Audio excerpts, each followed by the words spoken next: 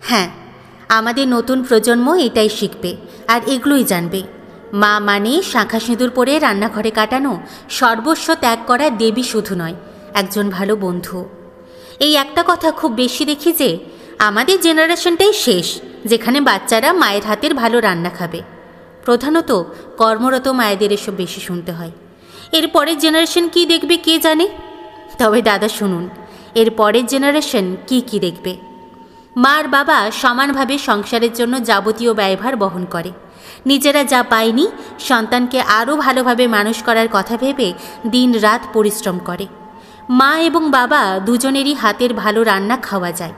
বাবা মা একে অপরকে ভালোবাসে, ডেটে যায়, একলা বেড়াতে যায়। মা সিনেমা বানায়, মা প্লেন চালায়, মা কাগজে লেখে, মা নতুন জিনিস আবিষ্কার করে, মা চিকিৎসা করে, মা ব্যবসা করে, মা রোজগার করে। মা নিজের জন্য নিজের টাকায় ভালো জিনিস পরে, খায়, কেনে, কিনে দেয়, খাওয়ায়, গিফট দেয়। মা নিজের শরীরেরও খেয়াল রাখে। মা ওভার ইন্টারফেয়ারেন্স সহ্য করে না। মা সাহসী। মা ঘরে বাইরে সবখানে অন্যায়ের প্রতিবাদ করতে জানে। মা কখনো বলে না আমরা মেয়ে, আমাদের সহ্য করাই কাজ। মেয়েদের মেনে নিতে হয়, মেয়েদের অ্যাডজাস্ট করতে হয়। মা সারাদিন বাচ্চার পিছনে পিট খিটখিট করে না, কারণ ওই বাচ্চা ছাড়া তার আরও লাইফ আছে। মা প্রাইভেসির অর্থ বোঝে।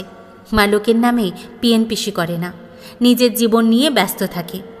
মাকে মানুষ বাচ্চার মা হিসেবে নয়, মানুষ হিসেবে সম্মান করে, তার কথার দাম দেয়। মা আর বাবা একসাথে সংসার ধরে রেখেছে।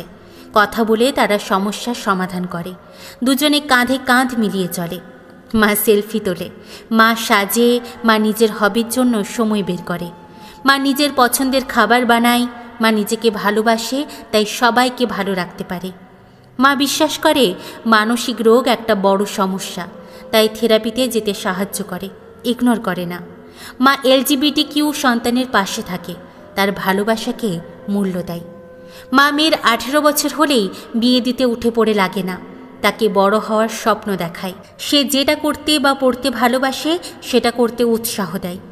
মা কখনো মেয়েকে বলে না এটা কর, সেটা করিস না, এইভাবে বস, বিয়ের পর শ্বশুরবাড়ি গেলে কি করবি, বলবে মা কিছু শেখায়নি। ছেলেদের মা কখনো বলে না ছেলেদের কানতে নেই, বা সোনার আংটি আবার বাঁকা।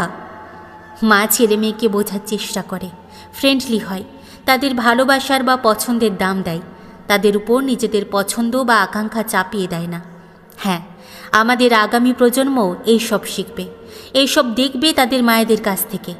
আপনারাই কোনোদিন মাকে রান্নাঘর ছাড়া আর কোথাও কল্পনা করেননি, মায়ের মন বোঝেননি, তাই নতুন প্রজন্ম মায়ের হাতে রান্না খেতে পারবে না এসব না বলাই শ্রেয়। জেনে রাখুন, আজকাল মেয়েরা জুতো সেলাই থেকে চণ্ডীপাঠ সবটাই জানে।